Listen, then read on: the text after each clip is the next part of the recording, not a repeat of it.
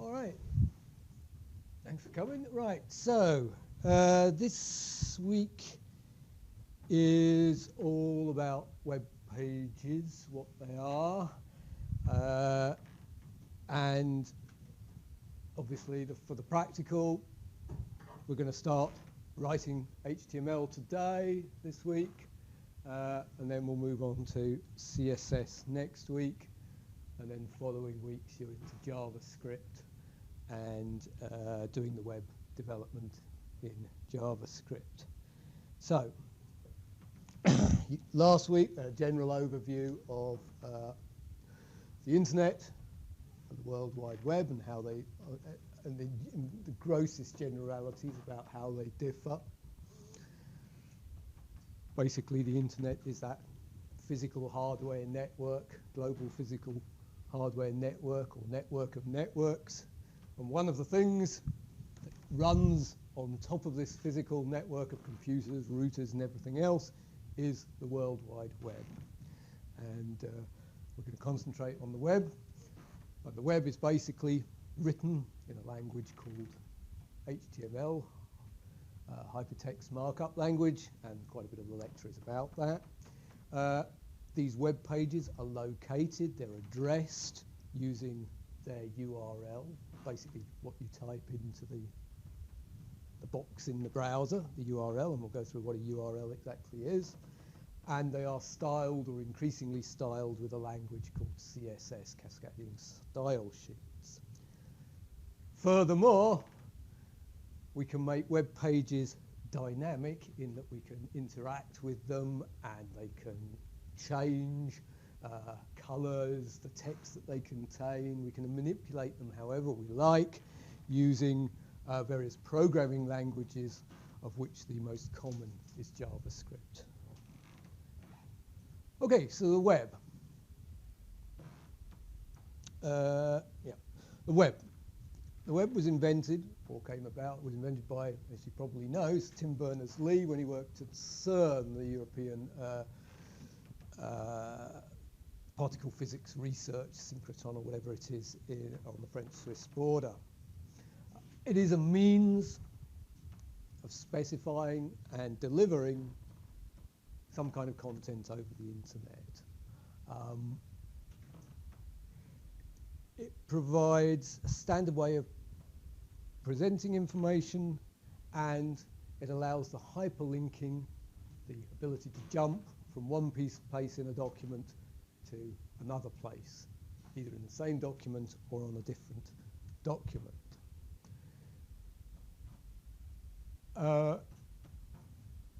Web pages communicate with each other and are distributed sent across the web using what's called the HTTP protocol, which sits on top of the basic internet protocols, which I think I'll outline a bit more in more detail.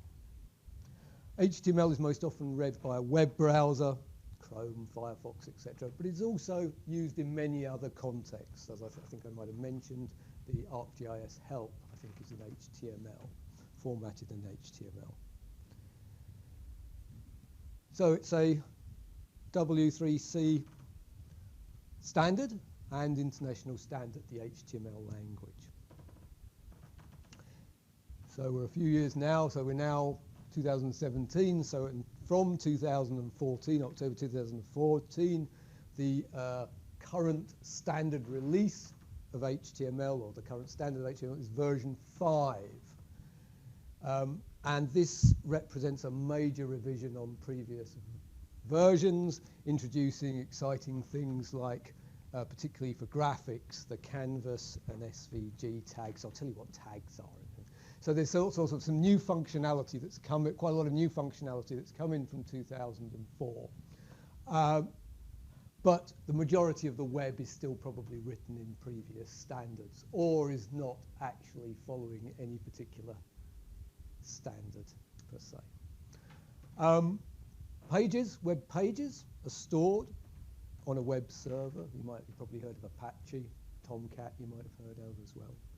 These are software that run on a server computer attached to the internet, and they store the web pages, and when somebody puts in a request comes in from a web browser saying, give me this page. The web server is the program that picks up that message, finds the relevant page if it can find it on its file system, and returns the information back to the user. And as we say, pages are accessed through the URL. Okay, so the very first web pages were, this is CERN maintains an archive that includes the very first web pages that we produced, which is this, as we see it here. So this is the first web page ever made. It's pretty basic.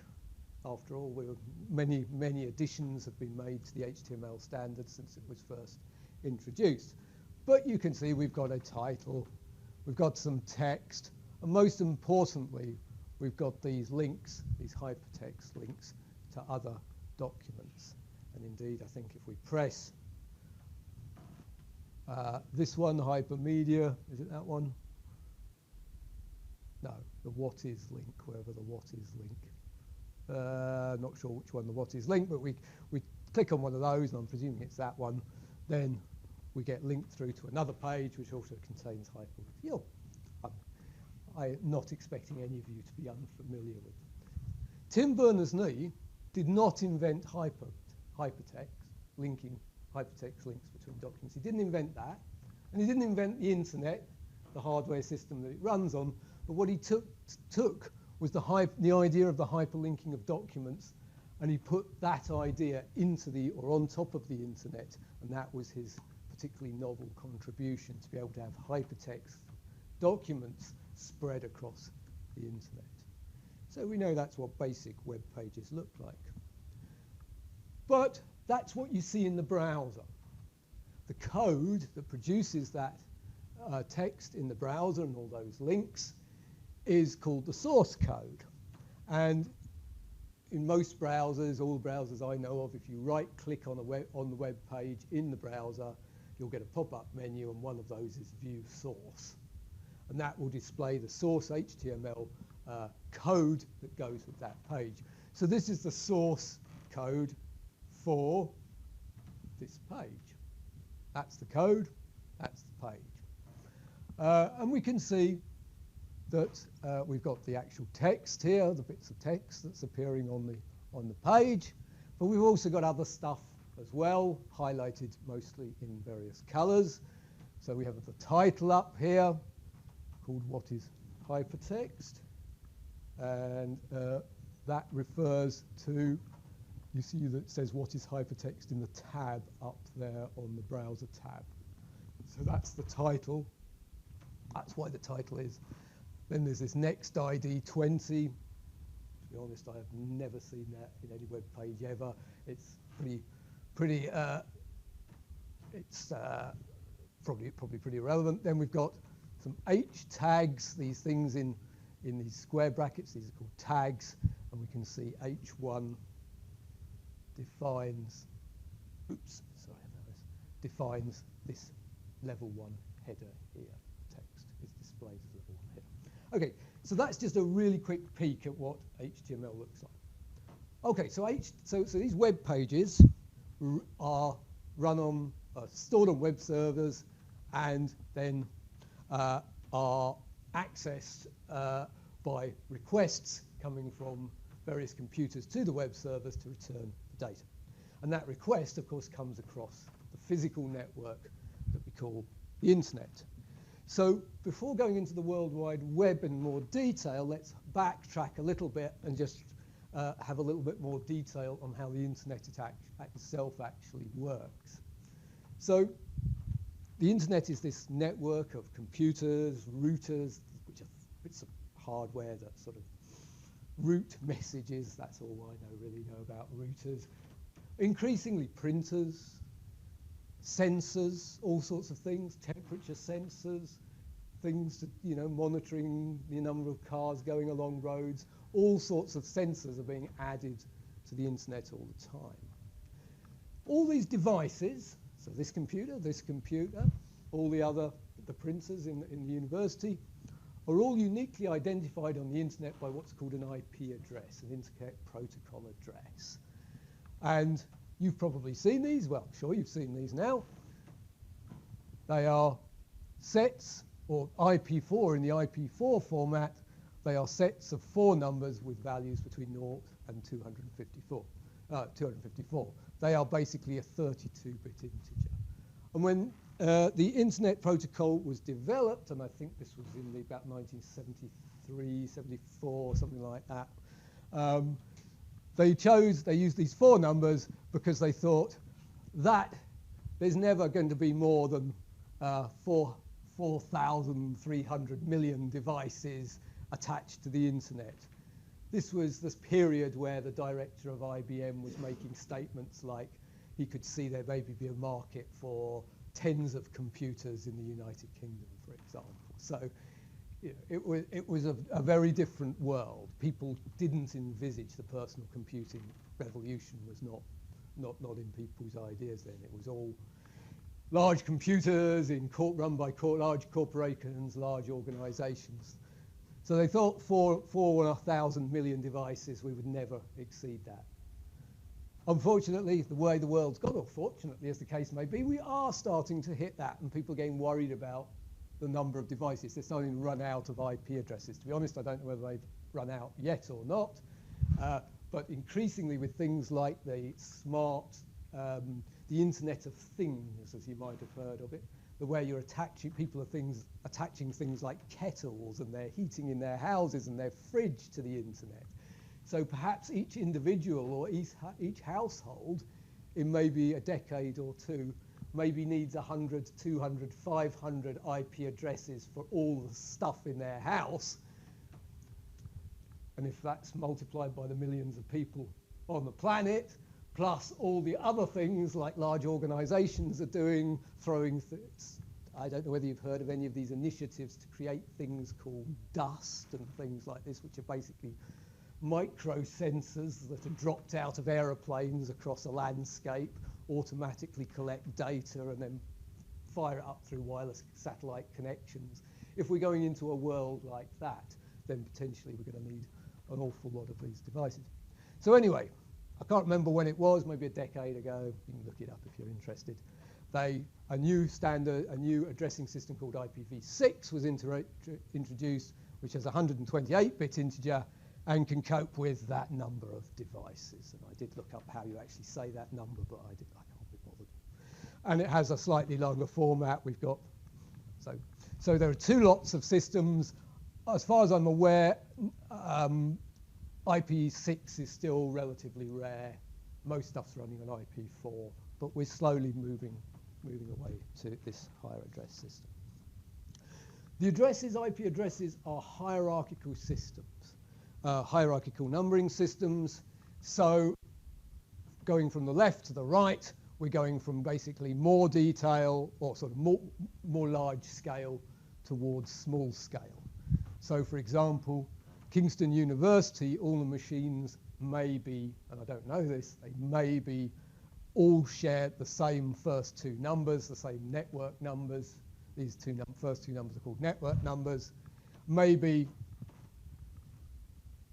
the main the Penryn Road campus we're on is one subnet within the Kingston network.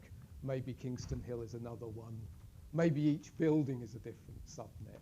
Maybe the subnet encompasses several buildings, maybe one part of a building. And then finally, the last number refers to the individual devices. So we leave from left to right, from more general to specific, till we get to an individual device. So individual computers have these identified with these IP addresses. How do they talk to each other through the internet? Well, there's a system or a protocol called TCP/IP that you might have heard of, and that's the basic communication language that the internet uses to pass information between IP addresses, devices on IP addresses. So basically, this is the address, like your home address, and this is the post office van, basically. And the post office van you can fill with lots of different things, or you can have different types of vans. And the one, if you're dealing with the World Wide Web, you're basically loading your van with an HTTP type of container to take to communicate with another device that's wanting to deal with the World Wide Web. So TCP/IP and IP addresses is the addressing system and the communication system of the internet. Now, human beings aren't great with numbers. Try remembering all those numbers of all those computers in a place like Kingston University. You're not going to do it. It's going to be very hard. So to make things more human, we also have domain names. And domain names is a mapping between a name which is more memorable onto an IP address. So it's a hierarchical name that points to devices with a IP address. And the domain name, the links between the domain names and the IP addresses are maintained by a piece of software called a domain name server. Now, in days gone by, Kingston University would have run its own domain name server. Nowadays, that sort of stuff is all hiked off to external provision companies, outsourced to external provision companies and things like that. So we may have a domain name, something like computer1.sales.microsoft.com. Now, this is again a hierarchical name, but instead of getting smaller from left to right, it's getting bigger from left to right. Okay, so we're all familiar with, we're pretty much familiar with these. Here's a computer called Computer 1. It's in the sales department, .sales. It's in the part of the Microsoft company, .microsoft. Microsoft is a .com, has a .com top-level domain. Now, you're all familiar with this .com, .ac.uk, these extensions at the end of these domain names. What you may not be quite so familiar with is just why they differ, how they differ. So here we see, so in the UK, we are .ac.uk, .ac meaning academic, .uk meaning in the UK. But obviously, other companies in the UK might have just a .uk extension. They might have a .co.uk extension. They may have possibly a .com extension. So most countries now, or all countries now, have their own extension. So .uk is UK. .au would be Australia. .cz, I think, is Switzerland, if I remember correctly. Except for the United States. You very, very rarely see a .us domain name. I think they exist, but they just don't use them. Instead, they have used .com for companies, .edu for education, .gov for government, .org for non-governmental organizations and things like that. And this is merely a historical artifact because the Americans basically invented the internet. It started off as a US system, and all they needed to do was differentiate between the various organizations within their system. And it's only since it's becoming truly international that these sort of US-specific extension or top domains became, what's the right word, anomalous compared with the rest of the world. But there's been a kind of reaction, I think, against the country date-based epithets. We live in a sort of global world, although sometimes it's contracting and expanding at different times in different places. So, for example, I could go and buy a .com extension. I could go and buy a .org extension, and I did at one point. So these .orgs, .coms exist all over the world as well. So basically, it's a hierarchical name that maps onto one IP address. So each domain name always maps to at least one IP address. Sorry, one IP address only. You can have more than one domain name pointing to the same IP address. So you can have many domain names for each IP address, but only one IP address for each domain. No, yeah.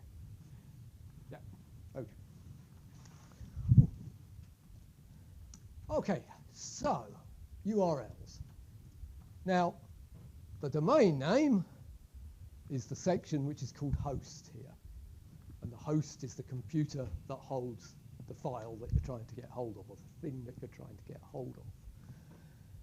So a URL of a website is the unique address of a resource. And we tend to talk about resources on the web rather than pages nowadays, because there are lots of other things than just web pages available through a URL. I can get data, I can get software services, I can get a program to run using it on an external server by typing a URL into my web browser. So it's not just pages, but I will be using the word page in general, but more correctly, people talk about resources on the World Wide Web. So you've seen these for years. First of all, let's just take this apart. We've got the protocol, HTTP. Remember, that's the sort of type of van that we're driving along between our two computers.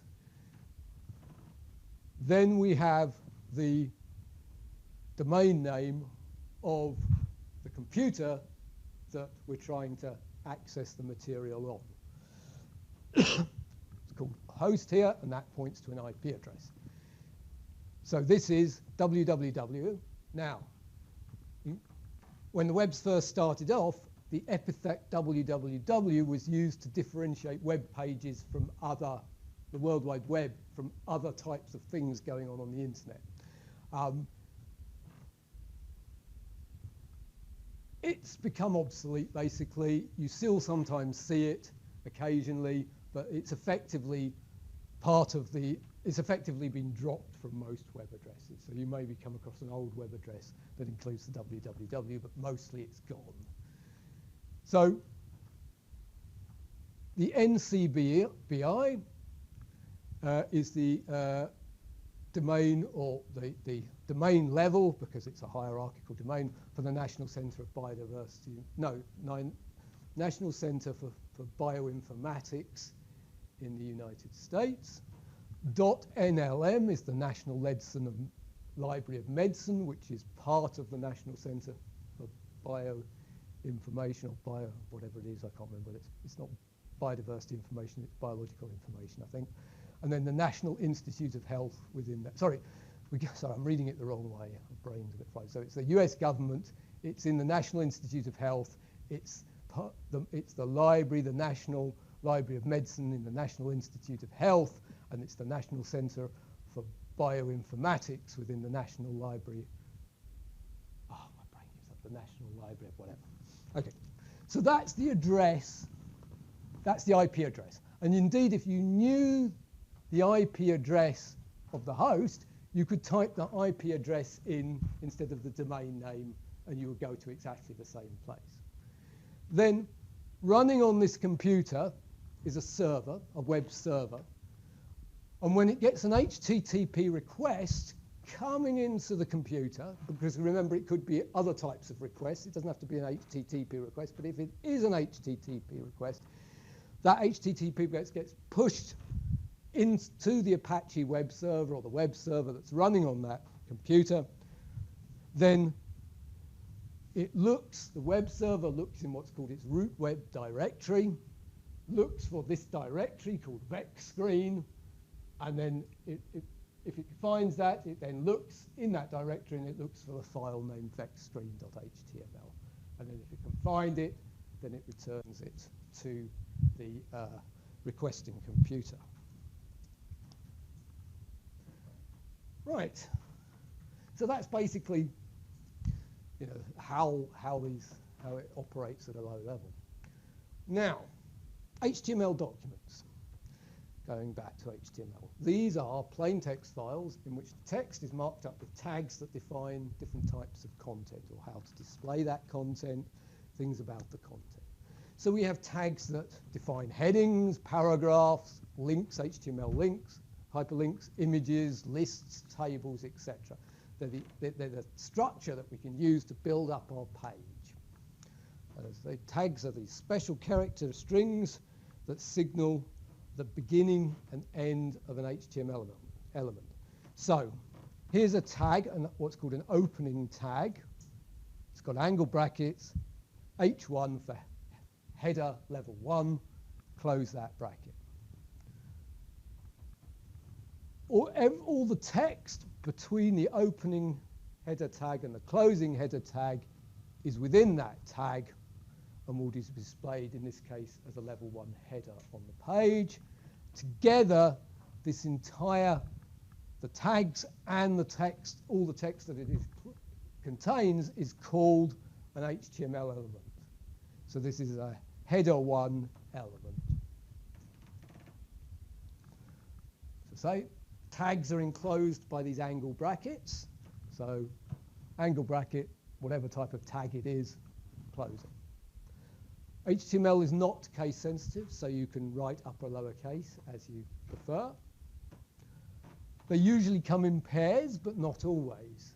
So you might have a body tag. I'll explain what a body tag is. Some text and some tags inside there, and then you shut it with the slash. This slash means the end of an element. This is the closing tag. So the opening tag is just the name of the tag with the brackets. The closing tag has a slash and then the name of the brackets. So body is the start, slash body is the end. Some tags, or in fact most tags, can have attributes associated with them that help define what to do, how the tags operate. They give them names, things like that. So here I have a tag, it's just called tag here, and it's got an attribute and it's set to equal a particular value. We'll see some real examples of these. So this is just an attribute value pair. Notice they are embedded within the start tags. Then we have a set of text. The text that goes between the beginning and the end tags is called the inner HTML. Okay. This may be text that's displayed. This is often text that's displayed, say a paragraph or something like that. But you also maybe just have a set of tags within this tag as sort of embedded without actually anything that gets displayed on the screen. All right, so you're going to start writing web pages this afternoon. So every web page, HTML5 web page starts, or every web page should start with a doc type declaration. A doc type declaration is not HTML. It's outside of HTML, and what it does is it tells the computer what type of file to expect. And in this case, it defines what type of HTML to expect. Now, most browsers are pretty resilient to bad HTML formatting, including the missing out of these doc type statements. So it's not the end of the world if you don't include them, but it's good practice and part of the standard is part of the standard way of doing things to include them. So in HTML5 down here, it's really simple, exclamation doc type HTML. Previous versions, far more complicated strings to describe them. So this is telling the browser to expect the data to the page to be formatted in HTML5 standard. Here it's telling us that to expect it to be the document to be formatted as 4.0 version 4.01. Here's what's called a transitional version. Let's not worry about that. So it's basically a bit of metadata telling the browser what to expect, which version to expect. Now we get into the actual page itself. So the first thing we do is everything within the HTML page is enclosed within these HTML tags. You open the page with HTML, you shut it with the /HTML. Always follows doc type, always closes all the rest of the HTML. Within the HTML section, you should have two sections, always two sections, one called the head and one called the body. The head contains metadata, is where you put metadata about the document. So You have a head tag and a close head tag, and within those there are a number of tags are possible for you to include. We've got a list here. We've seen the title one really briefly, puts that text in the little tab on the top of the page. There's style tags, meta tags, like script tags. You'll be making quite a lot of these. So here's the title. We've seen that. So if we get a head section and then we put our title, the text is, the inner HTML here is just text that says GeoWeb1, and that is the text that appears in the tab when I load the page up. Another tag that can go in the head is called meta. A meta is where you define keywords that are picked up by search engines and used for the search engines to understand what your page contains, and then when somebody does a search on Google, then those be used to rank the page, and that's so which values you put in here can have great effects on what types of queries the search engines will return your page on and what kind of ranking you're going to get on various pages. So, for example, let's see, we've got a meta tag with a name which is equal to a description and content, free web tutorials. I really don't know a great deal about these. Basically, the web search engines go trawling the World Wide Web, picking up these keywords, these descriptions, names, authors, picking up the values of these fields, sticking them into their giant databasing, and then doing whatever they do to calculate their page ranks and returns. But they are important, despite the fact I don't know a huge amount about them, because if you're trying to get your page up the page rankings and getting hits on your page, because that's the only way your business is going to survive, then it can be really important that you get the right tags in the right place. And if you don't specify these tags, what the search engines do is they'll read the text in your document, and then it will pick up keywords out of that, and it will index them on your page on the basis of that. Though in the words that Google picks out or Bing picks out may not reflect how you want your page to be represented. So also watch out for, if you specify your tags incorrectly, you'll get a low rank. So watch out with your meta tags. If you want to make sure your page is hit as much as possible, check out your meta tags, make sure that they're good, set well. That's all we're going to deal with the head.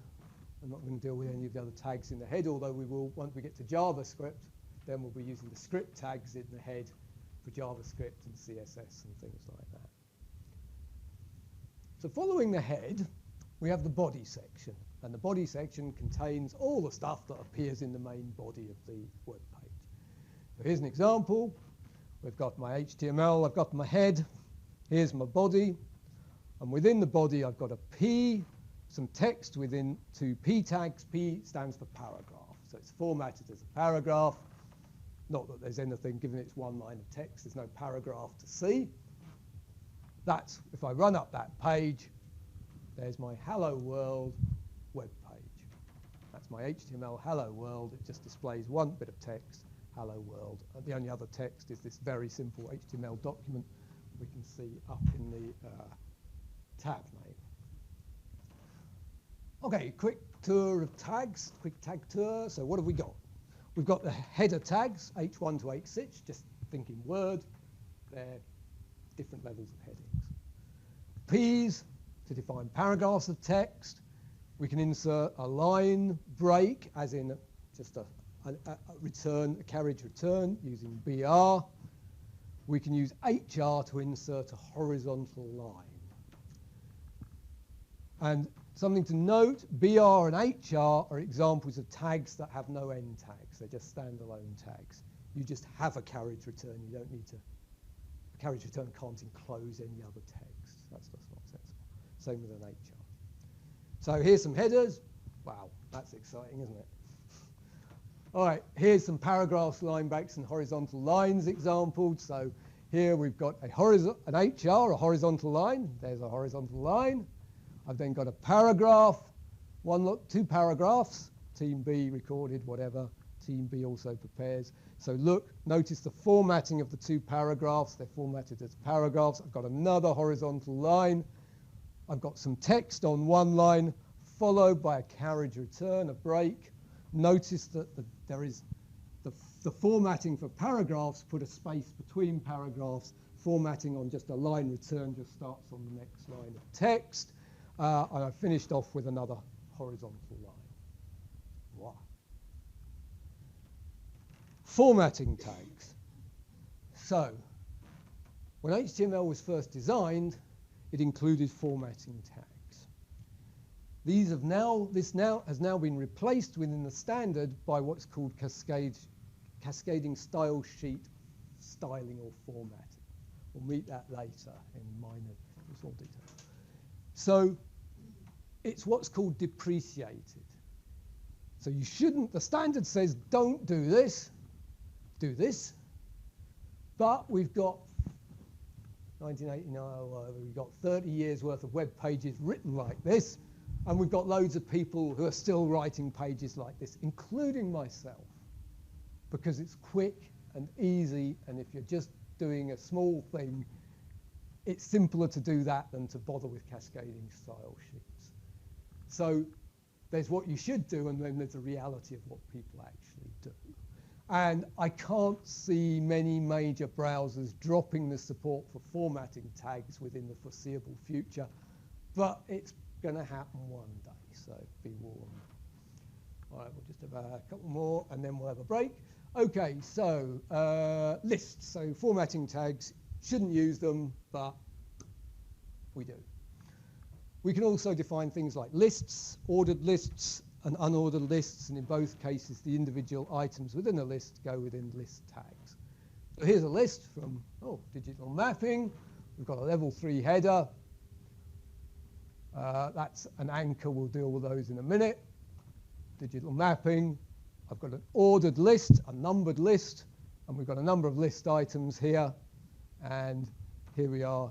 The A is actually defining the hyperlink, as you can probably see. So we end up with a level 3 heading followed by a list of 8 items. Notice this one here, the number 3. The item starts here. We have one item, then we have a carriage return, and then the second item, and then we shut the list. So we end up with one line of text, carriage return, and then the second one is still within our list. The second line is within our list. We can also make bullet point lists, unordered lists using the UL rather than the OL. Images, we can insert images into our HTML using the image tag. This is again an example of a tag that doesn't have a closing tag. It's just insert an image. So image has an attribute, IMG, called SRC, which stands for source, which is the address of the file, the image file to include in the page.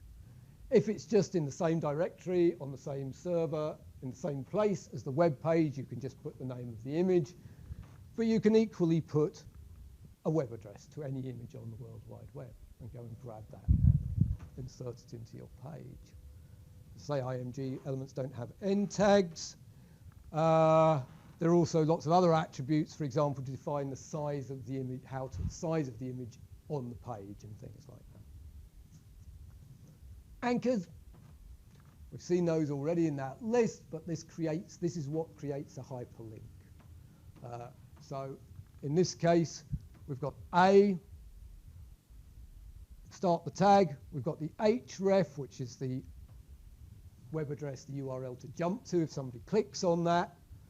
Then we've got the inner HTML, in this case content, click for Kingston University, and then we close our tag, and that produces a hyperlink to the main Kingston University page. If we want to open a new page, sometimes that's a good idea for the user, rather than taking them away from where they are, open a new page for them with that one, then you can do this target equals underscore blank, and that will open that page in a new window. We can also set, as I'm sure you've discovered, hyperlinks within a page, such as a back to the top link. So this is a two-step process. We first create an anchor somewhere in the document, and that anchor we give an ID to it. The ID attribute of an HTML element should uniquely identify that element within a page. So you should have only one element with an ID attribute set to a particular value. So this should be unique for each element in your document. You only need to set the ID if you need to identify that element, obviously. So I've got an ID and I've called it top, and there's no content. I just shut that tab immediately. It's just an anchor that I can go to when I want to. And where I want to link to that, if I want my back to top at the bottom of my page, I put another anchor in, and I reference it. The href is not to a URL, but to the ID prefixed by a hash symbol. So when I click on this, I will go to here. And the href could be in the same document, or it could be in another document, in which case you would have before the hash, you would have the URL of the document that the anchor is within. So you can go to a section in another web page, in a totally different web page, as long as it's got a suitable anchor to go to. I'm just trying to think where to finish. All right, let's have a break there. Should we? 10 minutes, yeah, 10 minutes or so. I'll have a little break.